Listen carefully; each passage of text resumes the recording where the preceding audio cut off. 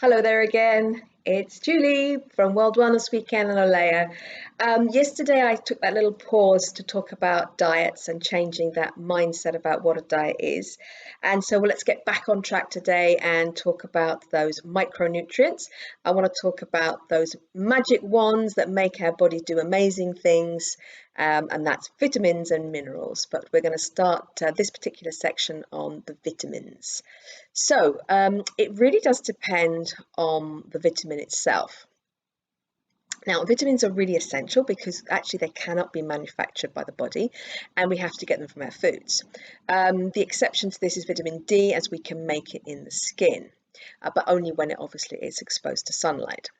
And the only time that we need to get it from the food is when the sunlight exposure is inadequate. And actually, most people tend to need to take a vitamin D supplement. So there are two different kinds of vitamins, what we call fat soluble, meaning that they need to be they need to have lipids to be absorbed. So if your diet is low fat, then you might have a vitamin absorption issue. And then you've got your water soluble, meaning that they need water to be able to be absorbed. And these we can never ever OD on because we'll just pee them out. Right. Talking about pee, one thing that is quite interesting is when you have an excess of a certain B vitamin, your pee can actually turn fluo color. So that's an interesting sign that maybe you've got too much if you're taking a vitamin supplement. So back on track, whereas the fat soluble vitamins, we can store them in our body, so we don't pee those out. So we also need to be careful when it comes to some supplements because too high amounts of those fat soluble ones can become toxic. So we need to always check with our nutritional therapist or our doctor before we start self-supplementing, as it were.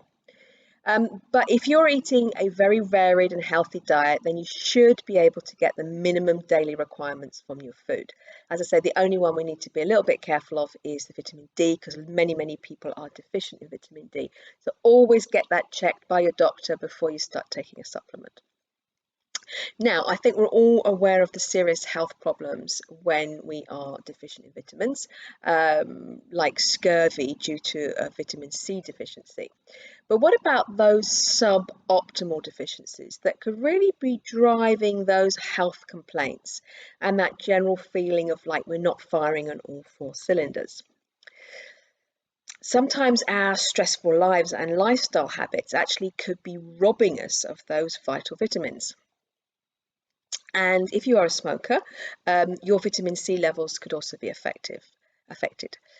Stress can deplete our bodies of vitamin B, which are really essential for the nervous system, and they are really important, the vitamin Bs, to give us in our energy production.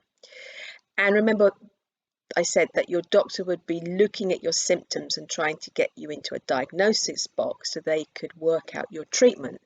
In other words, they're focused on your symptoms. So if you're not sleeping, they'll probably be prescribing you a sleeping pill. If your eyesight's, not so good, they might be recommending you glasses. And if you're anxious, they might be looking for something to be like a sedative or a headache for a painkiller. Now, don't get me wrong, I am not knocking our wonderful, overworked medical professionals. They are doing an amazing job, and often with very limited resources and time constraint. But for me, here's kind of like, as I say, the rub. A headache is never caused by a lack of painkillers, and insomnia is not caused by a deficiency of sleeping pills. The origins really lie elsewhere. For example, an eyesight issue could be because there's a lack of a certain vitamin, or in the case of eczema, there might be a lack of essential fatty acids like omega-3, some of the B vitamins, and the mineral zinc, or it could just be an allergic reaction. In which case, nutritional therapy would be looking at vitamins to support the body more. And there are so many reactions in our body that require vitamins, that this is what we look for, as to try to get to the root cause of it. I mean, I'll give you some highlights here. like, for example, in reproduction, we need a certain, let's say, certain vitamins to help with regulating our genes. We need it for a healthy skin, our immune system, our bone health, our nervous system, and some of those vitamins too are what we call antioxidants, so they have a protective role as well. So the next time you look at a meal in front of you, I really want you to appreciate the wonder of vitamins and start to think about whether what's on your plate comes up short or is bursting with vitamin vitality.